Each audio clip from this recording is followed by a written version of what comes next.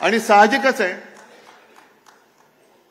आपल्यात काड्या घालणारी लोक आहेत, युतीमध्ये बसलेत, त्यांच्या मुख्यमंत्री पदाचा चेहरा कोण? उद्धव ठाकरे होणार का आणखीन कोण होणार?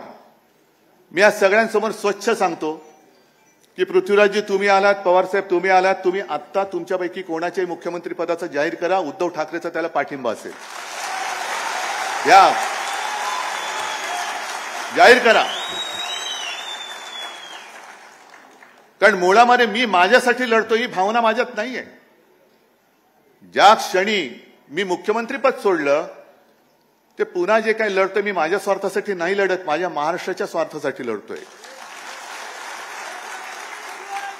आणि आजपर्यंत कोणाची हिंमत झाली नव्हती, ती यापुढे सुद्धा होणार नाही. महाराष्ट्राला झोकवण्याची जो हिंमत करतो त्याला आम्ही गाडून टाकतो. ह्या इतिहासाची पुनरावृत्ती आम्हाला करायची, गाडून टाकू आम्ही त्याला.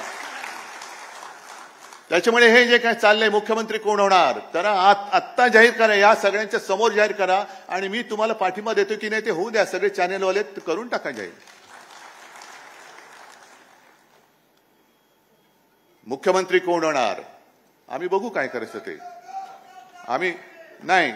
पण आणखीन पुढचा धोका सांगतो, जो अनुभव आम्ही भाजपच्या युतीत घेतलेला आहे त्या अनुभवाची पुनरावृत्ती नकोय मला.